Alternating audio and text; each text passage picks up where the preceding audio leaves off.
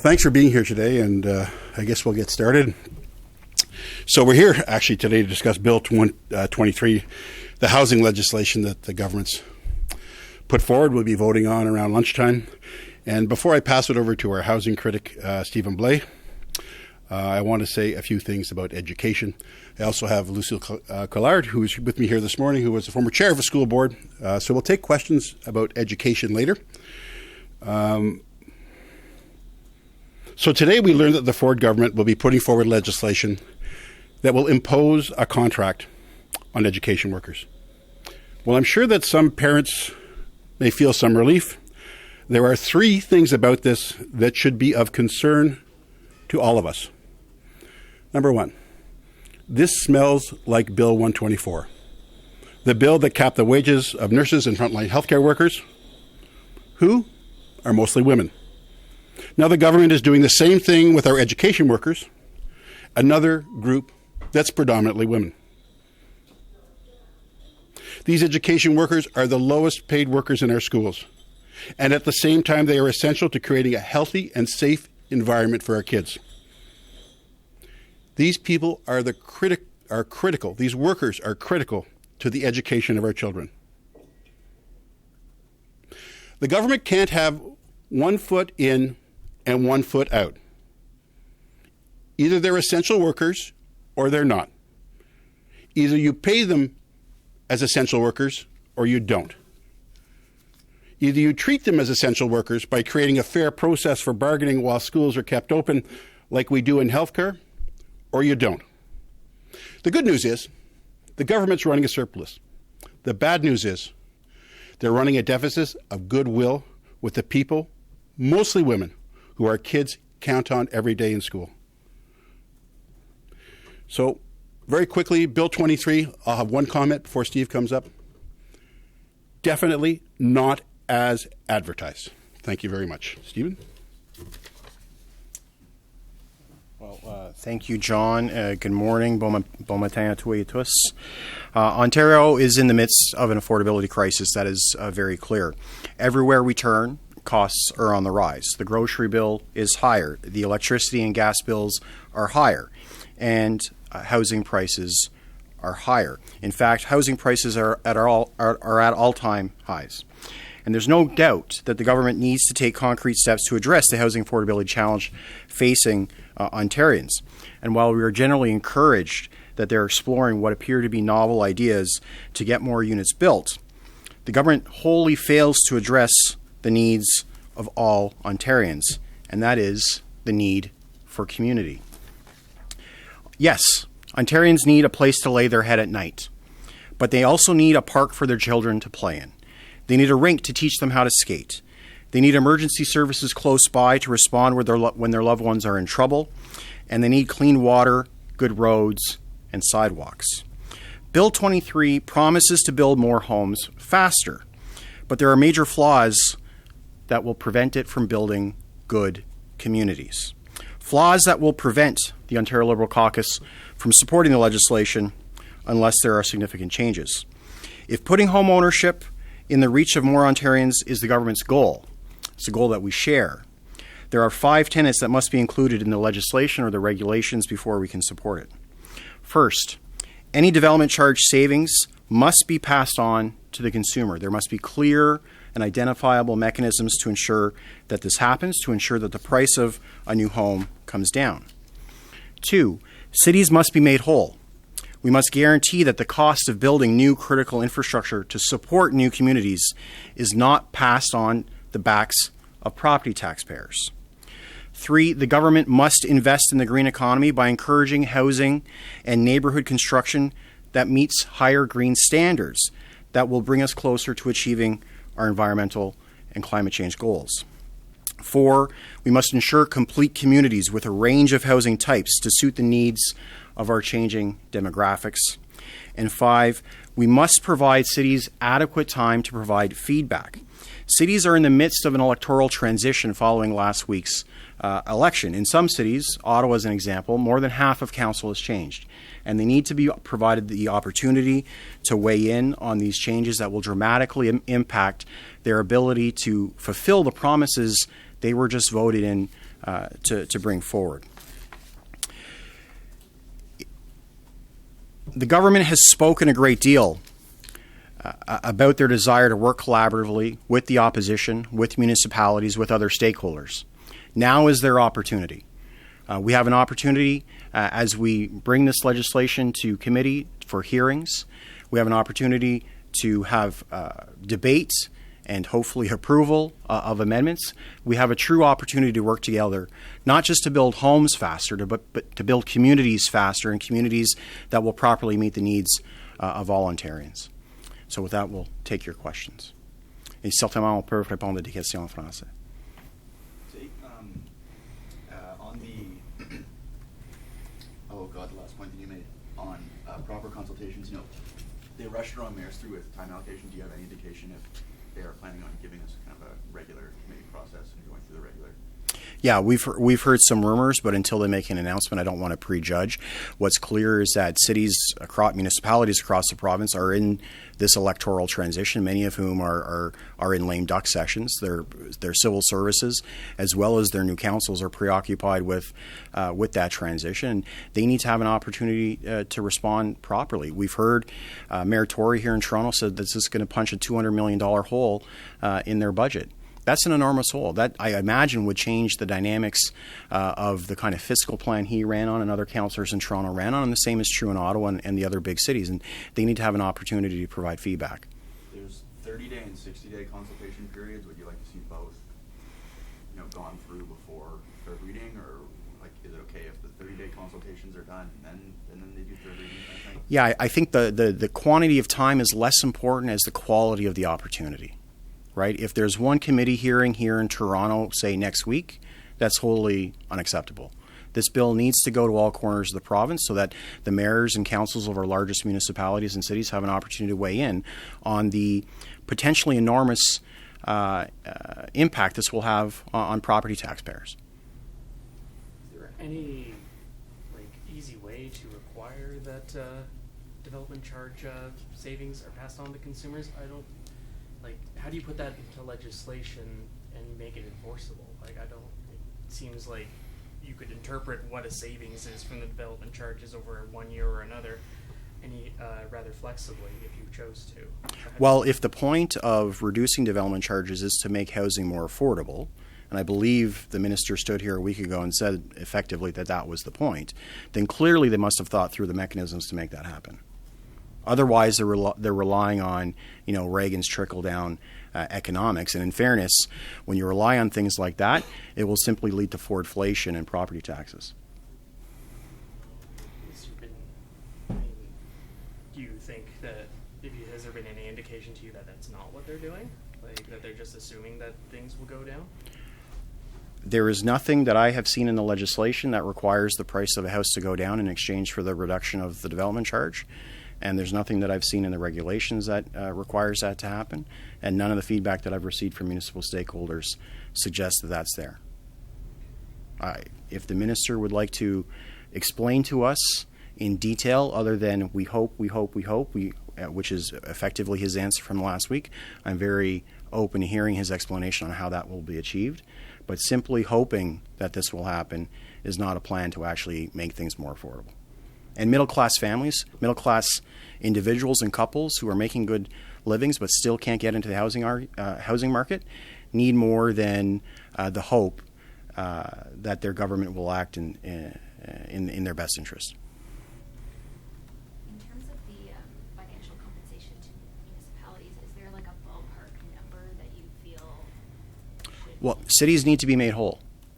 Right, the modus operandi of growth for the last 30 years has been growth should pay for growth.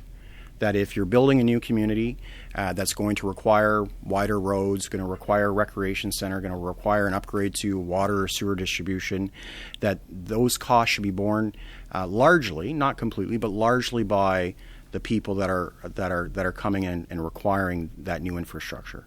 If that infrastructure is going to be placed on the backs of property taxpayers, if residents of Etobicoke are going to be asked to pay higher property taxes to support new condo development or new housing development in downtown Toronto, I think that's something that should be explained to them quite clearly. to understand that there will be forwardflation on their property taxes if development charges aren't collected. And Mr. Tory has said that in Toronto that could be upwards of $200 million. So if the government doesn't meet all of these 5 demands, the Liberals won't be voting for this legislation. We will not be voting for the legislation later today. If there are changes that are within these 5 categories before third reading, then we're very happy to discuss with the government how we can work together to build communities faster. But we need to build communities, not just units. Units looks good on a piece of paper. Communities are where you actually live, where you actually call home, where we hope to raise a family and enjoy a high quality of life. And that requires sidewalks and roads and a paramedic facility and a police station and parks and rec centers. That's what a community is. Clark was talking about like $8 billion in development charges in a reserve accounts. That's accounting. That's accounting. You collect a development charge, you put it into a reserve account until the project the charge is being collected for needs to start. A community doesn't happen like that, right? So the need for the rec center might not come until year 7 or 8 of the community, but you've been collecting a charge for the entire time.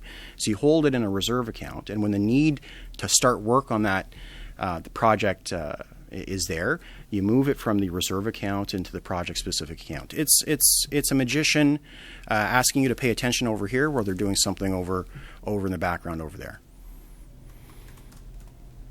I mean, if you don't vote for the bill today, I'm sure you're aware the PCs are already ready to accuse you guys of being against housing. We've seen the graphics on Twitter already. Sure. And you guys are walking into a messaging trap here. Are you prepared? How are you going to argue against it? Well, so first of all, the piece of the bill that reflects R1 and the guarantee of 3 units by right is taken directly from our platform in June. So we're very happy that the government has chosen to take a piece out of our platform and implement it to build housing faster.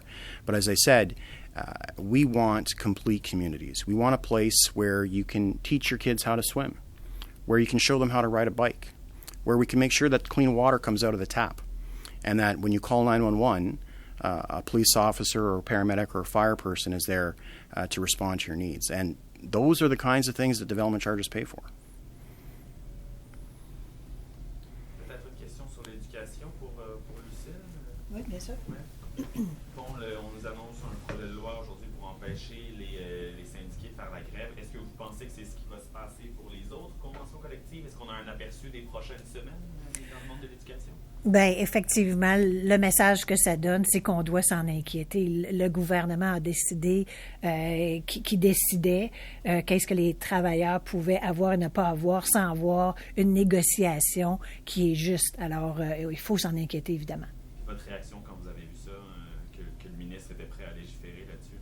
Bien, écoutez, on comprend qu'il y a personne qui veut la grève. Les parents veulent pas la grève. Les enfants veulent rester en classe, évidemment. Mais ce qu'on a besoin, c'est que le gouvernement négocie de bonne foi avec ces travailleurs-là, des travailleurs qu'il qualifie comme des travailleurs de première ligne, qui sont très importants. Alors, traitons-le comme il se doit, puis négocions vraiment quelque chose qui répond à leurs besoins également. Donc, il y a un manque de volonté, je pense, de négocier avec ce groupe de travail-là. Est-ce que les demandes syndicales n'étaient pas aussi un peu déraisonnables? Est-ce que le ministre a un argument dans le fait que les augmentations salariales demandées par Cupe sont... Bien, encore une fois, ça fait partie des négociations. Donc, nous, on n'est pas à la table, le gouvernement y est. Donc, il doit les écouter puis faire la part des choses, évidemment. Mais est-ce qu'on dit que ces travailleurs de première ligne-là, qui sont des travailleurs essentiels, qui font que nos écoles peuvent fonctionner de façon adéquate, est-ce qu'ils ne méritent pas un salaire adéquat également? Alors, je pense qu'ils ont peut-être besoin de se parler encore plus pour déterminer c'est quoi qui serait un salaire adéquat. Puis qui est responsable dans tout ça? Quelle partie est responsable de l'escalade qu'on traverse actuellement? Ben, c'est toujours les deux parties. Je veux dire, c'est tout le monde qui est impliqué. Le gouvernement a sa part à jouer, mais le gouvernement a balancé la hache là, depuis le début. Là, je veux dire, les menaces ont commencé très, très tôt là, au niveau du processus des négociations. Alors, évidemment, ça l'a escaladé les choses. Le gouvernement a définitivement sa part de responsabilité à ce que maintenant les travailleurs se sentent acculés au pied du mur parce qu'ils ne ressentent pas que le gouvernement les écoute. If I could just make one addition to the question that you just answered or asked about holding up housing. When I was elected to Ottawa City Council in 2010, I believe the city was building something like 6,000 or 7,000 units, or issuing about 6,000 or 7,000 building permits a year in that ballpark. Last year, I believe the city issued something like 12,000 building permits. So in the period of 10 years, the city doubled the number of building permits being issued while building complete communities, while building transit-oriented development around LRT, while building suburban subdivisions that included 3 new rec centers and parks and the amenities to ensure that you have those complete communities by working with the development industry to keep development charters reasonable while ensuring the construction of communities that we would all be proud to live in and raise our families. So it's not an either-or question. It's really about cooperation and working together. Shifting gears, on the legislation being introduced today, what do you think that says about about this government's supposed pro-worker, pro-union sort of stance that they cultivated during the election? Like, what does that undermine that pro-union stance that they've had? Well, I think that they were pro-union with the people that they didn't have to bargain with. And I think that's the image that they tried to create. You know, Bill 124 is probably one of the most damaging pieces of legislation to our healthcare system. Imposed a cap on frontline healthcare workers, mostly women. What's happening now? The government's imposing a contract restricting wages on a group of workers in our schools who our kids depend on, who are mostly women. Is the government trying to fund its surplus on the backs of women? Sounds like they are to me. Sounds like they are to me. Can you think of any other areas where they've restricted wages other than the ones that are predominantly women? I can't. I can't think of any. No other example. If you can give me one, that'd be great. This government is funding their surplus on the backs of women. It's clear. They know that. They don't want to admit it, but they know it. And, you know, just as on a personal note, my mother-in-law, who's since passed, God rest her, was what they used to call a school secretary. She got paid crap. Do you know what? That school ran because she was there. And across this province, there are thousands and thousands of workers in schools, mostly women, who are doing exactly the same thing. So my comments about treating them like essential workers, well, you know, don't have one foot in, one foot out. You can't suck and blow at the same time. Do you expect the unions who endorsed the PCs this election to speak up on this? And if they don't, what does that say? That'll be up to them. That'll be up to them. But I do know that the building and trades in this province do believe in the right to bargain. They do know that the right to bargain is something that our Constitution protects. And quite frankly, we didn't say this during this during my opening remarks. Is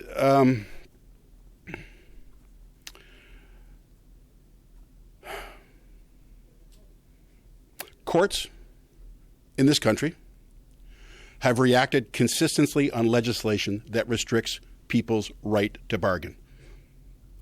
We all remember Bill 115. Didn't work out so well. We learned from that. The government should learn from that as well, too. Can you talk a bit more about 115 and the fallout from that? Like, we had the payment that came... Well, there was a payment afterwards, but it's also, you know, there's the money side of things. But we have to have a trusting relationship with the people that we depend on every day to take care of our children or to take care of our mom or dad in a hospital or in a clinic, or there's trust. We're actually in a situation right now where we can't find workers in this province. We can't find healthcare workers. We're struggling to find education workers. and the government is restricting wages. Bad business. If you don't have people, you can't take care of people. That's bad business. Doug Ford is a bad manager. He's taking his eye off the ball. Thank you.